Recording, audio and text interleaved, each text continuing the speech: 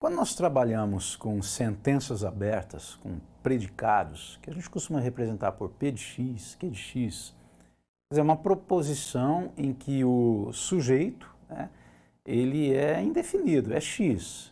Aí nós temos que buscar ali no universo quais são as possibilidades e definir a partir daí o conjunto verdade, quer dizer, quais são, entre aspas, os valores, porque podem ser nomes, podem ser elementos, de X que satisfazem essa sentença, que tornam a P de X verdadeira. E quando nós trabalhamos com essas sentenças abertas, muito comum é você ter afirmações, isso a gente vê bastante na matemática, no estudo de conjuntos, afirmações do tipo, para todo X, qualquer que seja X, ou existe um X, existe pelo menos um X, ou simplesmente existe X, tal que ou tais que, dependendo de valores que você tem. E esses termos, eles também são indicados na lógica e na matemática, de forma geral, através de símbolos. Eles têm um significado, eles são representados não só matematicamente, mas até graficamente, através de diagramas, a ideia do que eles trazem. E eles são chamados de quantificadores. Então, nesse vídeo eu vou falar um pouquinho dos dois quantificadores principais, que são quantificador universal e quantificador existencial. Tá? O universal é o para todo e o existencial é o existe.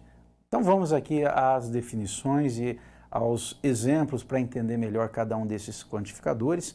Tá? Nós temos aqui o universal, é quando você fala para todo, qualquer que seja, ou qualquer coisa que traga exatamente essa mesma ideia que essas expressões carregam. A representação é dessa forma, esse A ao contrário de ponta cabeça, aí, parece um A de ponta cabeça, significa para todo, todo, qualquer que seja. Tá? Para todo X, então P de X. Qualquer que seja X, aí dá a proposição P de X. Exemplo. Todo brasileiro fala inglês. Tá? Como que eu vou representar isso na lógica formal? Da seguinte forma, qualquer que seja X, X fala inglês. Qual que é o universo? O universo, qual é o conjunto onde eu posso buscar os possíveis valores de X? É o conjunto de todos os brasileiros, o conjunto dos brasileiros. Então, qualquer que seja X, X fala inglês. Bom, aí vai depender do X. Vai depender do brasileiro que está no lugar do X aí, se ele fala ou não inglês, para eu afirmar que essa proposição quantificada, qualquer que seja X, P de X, é verdadeira ou falsa. Um quantificador universal, ele vai definir uma nova proposição, quando você usa esse quantificador, então uma sentença aberta quantificada, e ela vai ser equivalente ao seguinte, quando você fala qualquer que seja X, P de X, e vamos considerar como nosso universo, o conjunto formado pelos elementos A1, A2, AN, podem ser números, podem ser nomes, pessoas, elementos genéricos, mas no nosso universo nós temos A1, A2, A3, A4, assim por diante, até AN. Quando eu falo qualquer que seja X, P de X, eu estou dizendo que essa proposição P ela é válida para todo elemento do universo. Tá? Então, ela é válida para A1, quer dizer, P de A1 é válida, P de A2 é válida, P de A3 é válida, até o P de AN é válida. Tá? Depende de quantos elementos que você tem aí no conjunto.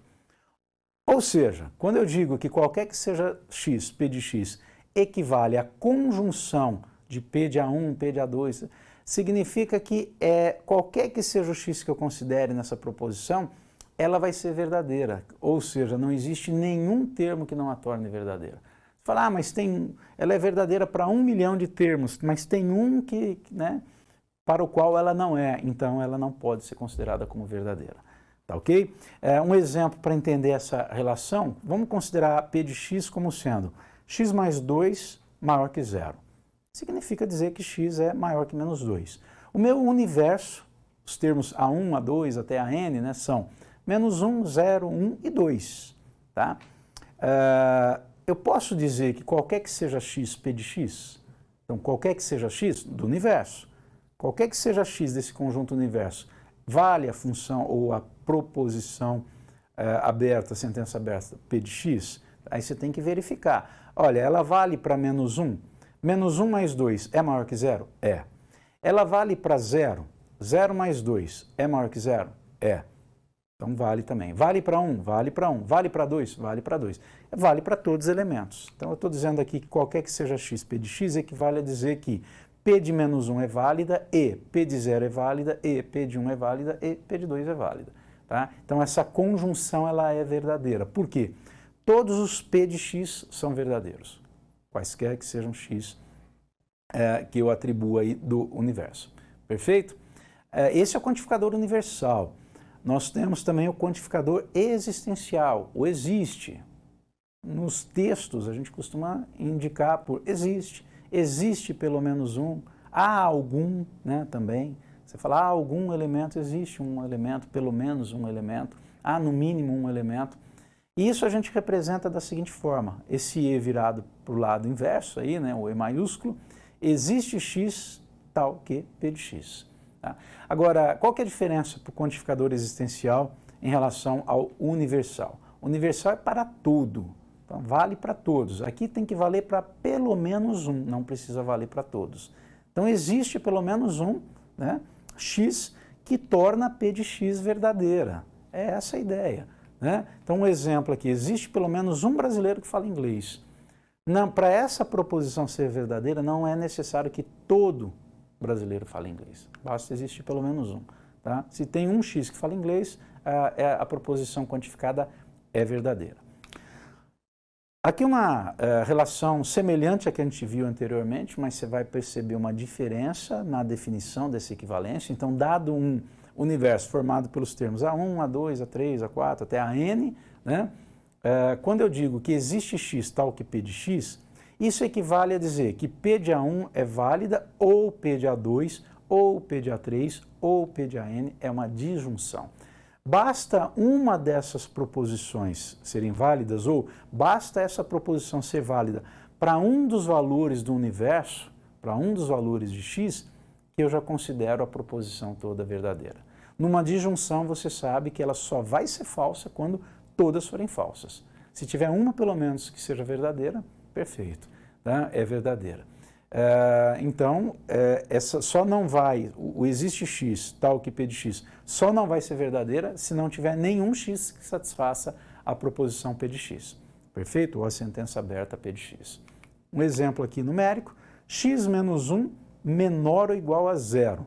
Equivale a dizer que x é menor ou igual a 1.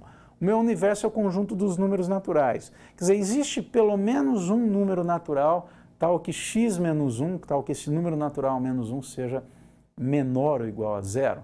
Né? Olha, se eu colocar 0 no lugar do x, o menor dos números naturais, 0 menos 1 é menor ou igual a 0? Sim. Se eu colocar 1, também. 2 já não, né? Só corrigindo aí. Não, corrigindo não, só lembrando aí. Se falar, mas P de 2 não é verdadeiro. P de 3 também não, P de 4 também não. Tá? Mas, para essa disjunção ser verdadeira, basta 1 pelo menos ser verdadeiro. Tá? E o P de 0 é verdadeiro, P de 1 também é verdadeiro. Poderia ser só o P de 0. Tá? Então tá aí, não precisam todos serem verdadeiros. Bastou um deles ser verdadeiro para que essa sentença quantificada também seja verdadeira. E é muito comum, então, para a gente fechar aqui, só lembrar que é muito comum quando você vai trabalhar com sentenças abertas, você utilizar os quantificadores. Seja o quantificador universal, seja o quantificador existencial. Só lembrando que universal, todos, quando se fala para todos, todos os valores de x do universo têm que satisfazer a sentença aberta. Quando se fala em quantificador existencial, pelo menos um, não precisam ser todos. Podem ser também, mas não precisam. Pelo menos um tem que ser válido para P de x. Perfeito? É isso aí.